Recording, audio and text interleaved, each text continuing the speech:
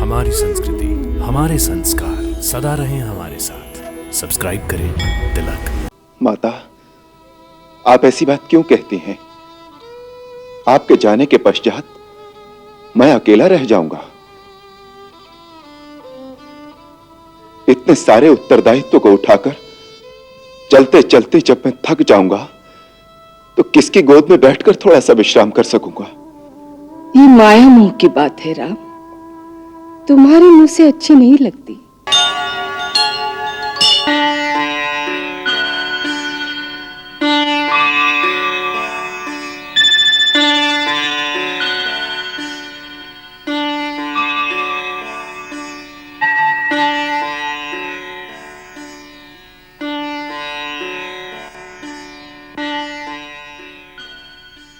दीर्घायु हो, पुत्रवती हो।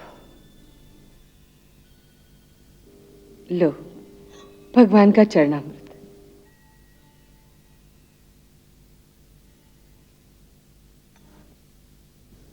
राम, हम तीनों माताओं की इच्छा इस वर्ष शरद नवरात्रों के दिनों में एक लंबी यात्रा पर प्रस्थान करने की है। यदि तुम्हारी अनुमति हो तो हमारे जाने का प्रबंध कर दिया जाए। माता, आपकी इच्छा मेरे लिए आज्ञा के समान है। इसके लिए मेरी अनुमति का प्रश्न ही नहीं उठता। मैं आर्य सुमंत्र से कह देता हूं कि आपके जाने की सारी व्यवस्था कर दी जाए, और सेनापति से भी कह देता हूं कि सेना की एक टुकड़ी आपके साथ जाने के लिए तैयार कर दी जाए। नहीं वत्स, नहीं। ये सेना, ये रथ घोड़े, ये राजसी ठाट बाट हमें नहीं चाहिए। हम तो साधारण यात्रियों की भांति चले जाना चाहते हैं।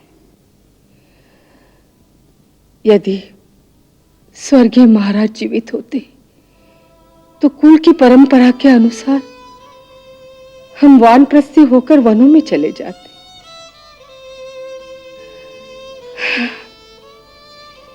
ये हमारा वानप्रस्थी समझो। आध्यात्मिक जागृति के लिए हमें तपस्या करने दो। माता, आप ऐसी बात क्यों कहती हैं? आपके जाने के पश्चात मैं अकेला रह जाऊंगा। इतने सारे उत्तरदायित्व को उठाकर चलते चलते जब मैं थक जाऊंगा तो किसकी गोद में बैठकर थोड़ा सा विश्राम कर सकूंगा? ये माया मोह की बात है राम, तुम्हारे मुंह से अच्छी नहीं लगती। देखो, यदि ये सोचकर मनुष्य इस संसार में रहे कि वहां उसकी आवश्यकता है तो वो युग युगांतर तक भी मरना नहीं चाहेगा, क्योंकि उसके पुत्र को उसकी आवश्यकता है।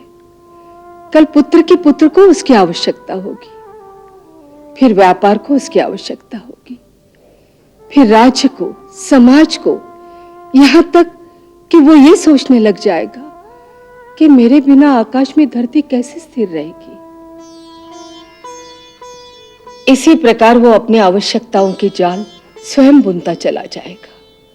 उसे यही लगेगा कि मैं तो केवल अपने कर्तव्य से विवश होकर यहां रह रहा हूं। वो ये भी भूल जाएगा कि ये सब केवल उसका मोह है। वो नहीं रहेगा तब भी संसार ऐसा ही चलता रहेगा। हर आने वाली पीढ़ी अपना मार्ग स्वयं निर्धारित करती है, और पहली पीढ़ी को युवा पीढ़ी के विकास के लिए उसके मार्ग से हट जाना चाहिए, जिससे ज्ञान और विज्ञान की उन्नति के लिए नई दिशाएं खुली। यही वानप्रस्थ का वैदिक संविधान है। सन्यास की भांति प्राणी को यह निश्चय एक दिन अचानक ही कर लेना चाहिए। बहुत वाद विवाद में उलझकर वो मोह का बंधन कभी नहीं तोड़ पाएगा। सभी कहते हैं तुम तो भगवान हो,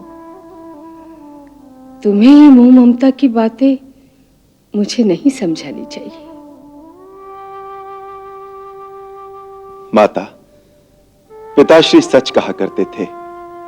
राम, धर्म, नीति और वैराग्य का पूर्ण ज्ञान तुम्हें अपनी बड़ी मां से ही मिलेगा।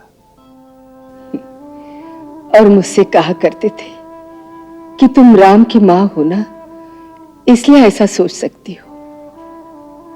शायद वही सच कहते थे।